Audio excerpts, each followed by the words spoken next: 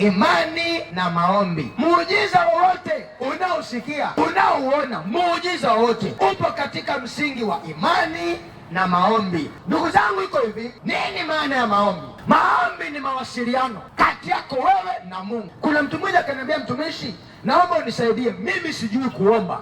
Nikamwambia hivi, maandiko yanasema sisi sote hatujui namna ya kuomba, isipokuwa Roho wa Mungu ndio anatusaidia kutamka kusikoweza kutamkika. Roho wa Mungu anatusaidia kutamka kusikoweza kutamkika. Maombi ni mawasiliano kati yako wewe na Mungu. Maombi ni kitendo cha wewe kuongea kwa kumaanisha kutoka ndani ya moyo wako kwa imani ya kumwangalia nani?